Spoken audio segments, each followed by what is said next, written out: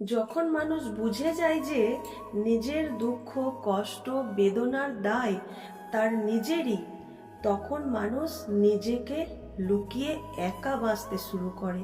সে জেনে যায় এই পৃথিবীতে সবাই যার যার তার তার, কারোর জন্য কেউ নয়।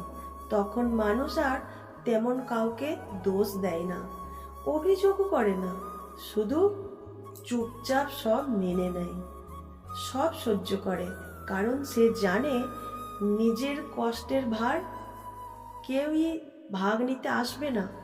এক সময় যাদের ওপর ভরসা ছিল, যাদের সঙ্গে মন খুলে কথা বলা যেত, তারাই হয়তো এখন ব্যস্ত নিজের পৃথিবীতে।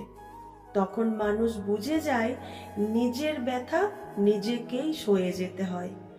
কারোর কাছ থেকে সান্ত্বনা আশা করা মানে নিজের মনকে আবারও আঘাতের পথে ঠেলে দেওয়া। ধীরে ধীরে মানুষ বদলে যায়।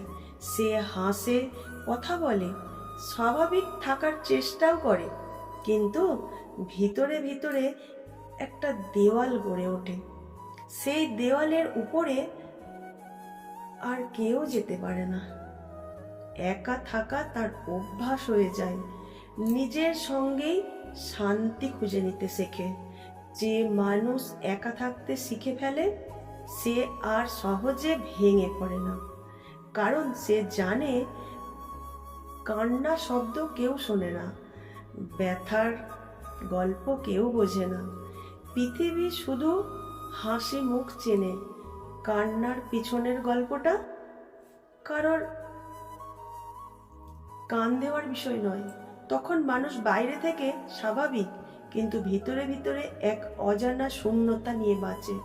সেই শূন্যতাই হয় তার একমাত্র সঙ্গী, যাতে সে আর কারোর সঙ্গে ভাগ করে না। সে বুঝে যায় জীবন মানেই এক লড়াই করা, একা টিকে থাকা। এক সময় মানুষ এতটাই শক্ত হয়ে যায় যে কষ্ট পেলেও চোখে জল আসে না। অভিমান জমে থাকে, কিন্তু প্রকাশ পায় না। হাসির আড়ালে লুকিয়ে থাকে ক্লান্ত এক মন, যে শুধু চায় একটু শান্তি, একটু বোঝাপড়া। মানুষ তখন ভালোবাসাকে ভয় পেতে শুরু করে, কারণ সে জানে যতটা কাছে টানে, বিদায় ততটাই কষ্টদায়ক। তাই সে আর কাউকে খুব কাছে টানে না, দূর থেকেই ভালোবাসতে শেখে, নীরবতাকে আশ্রয় বানায়। এভাবেই একদিন মানুষ নিজের ভেতরেই হারিয়ে যায়, নিজের দুঃখে নিজেই অভ্যস্ত হয়ে যায়। তখন সে কারোর কাছ থেকে কিছুই আশা করে না, না ভালোবাসা, না যত্ন, না বোঝাপড়া। শুধু নিজের মতো করে বেঁচে থাকে। কারণ সে জানে এই পৃথিবীতে শেষে সবাই একাই থাকে।